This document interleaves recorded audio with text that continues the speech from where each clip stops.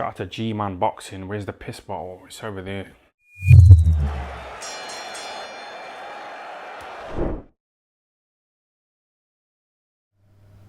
Alright, lads and lassies, we got some news this Friday.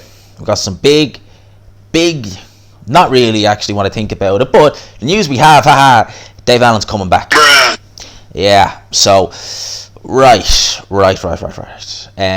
He obviously retired back at the back end of November after the Lovejoy fight fell through, which I personally would have loved to have seen for entertainment reasons, more so than anything else. And I still hope we can salvage that fight now that he's coming back, again, for entertainment reasons. You know, it's a fun little fight. You know, we want to see what Lovejoy looks like in the ring, the GOAT as he calls himself.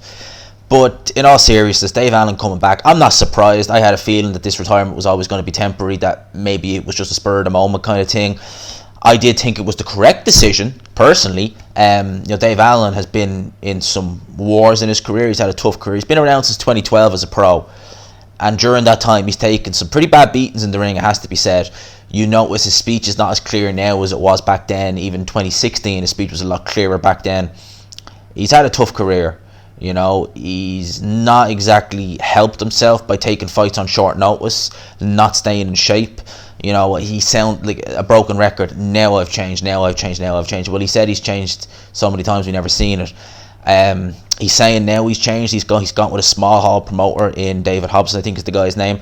And, you know, he's going to work his way up to British title level. Again, you know, I've reason to be skeptical because he said it several times and he's never done it. So what is the difference this time? It might help that he's with a small hall promoter because obviously with Eddie Hearn, although I don't think Eddie Hearn really played a factor in him taking some of these fights. Like example, I don't think Eddie Hearn told him to take the Yoka fight because that wasn't anything to do with Matchroom. That was just him taking that fight in France on short notice.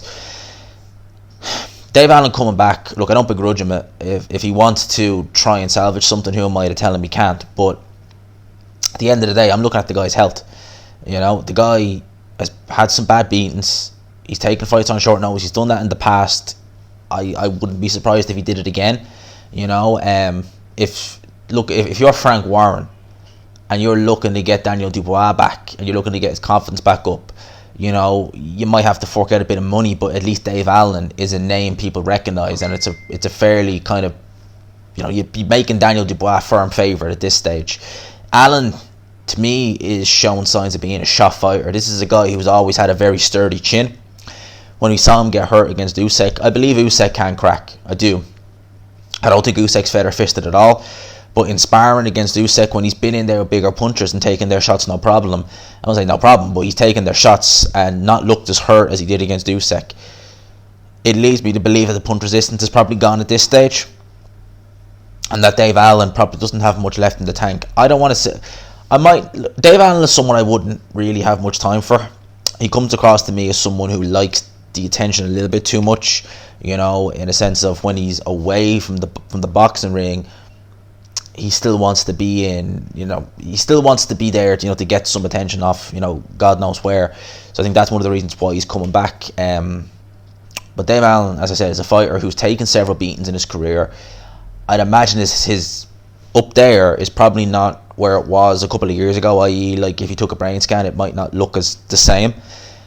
I don't want to see the guy get hurt. I don't want to see the guy get absolutely, you know, ironed out. And I don't want to see the guy end up with long-lasting damage. He said it's not to do with money. Okay, well, if it's not to do with money, what is it? Because, you know, you have to look at yourself and think, you know what? Am I going to improve? You know, I've hit a certain ceiling. Can I go further than that? I look at him against like Usyk in that spar, where he said himself he was just getting hit a lot and this, that, and it's like, you know, you're not going to hang it with the nicest way. You know, you're going to hang it with those guys. You've stepped up to Commonwealth level against Lenroy Thomas, and you know, you went 12 rounds in the first fight, you lost. Look at someone like Joe Joyce, who was at that level, you know, British domestic level. He just ironed him out in a couple of rounds. It's not going to get any easier. British level is still tough. At this stage now, is there too much wear and tear? Is too many miles on the clock? And, you know, at the end of the day, think of your health. Like, I mean, Dave Allen is training these young fighters. He's managing these young fighters. I believe he's got a girlfriend now. There's more to it than just, there's more to life than boxing. If you have all that, why do you need to go in the ring and risk your health further? You know, it to me, it's just, it's just crazy. As I said, like, who am I to say? I was just giving my 2 cents on it from the outside looking in. This is just what I feel. Look, whatever he does, he does. He talked about, you know, needing a year to recover, like, as in, like, get rehabilitation fights before stepping at British level.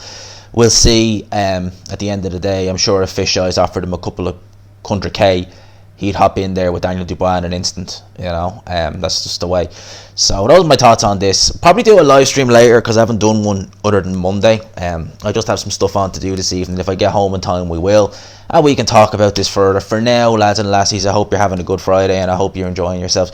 I'll talk to you. Hashtag GMadsRocks, all that good stuff. Smash the like button as well, of course, if you could. Click the notification bell as well if you like. And as always, I'll talk to you. Peace.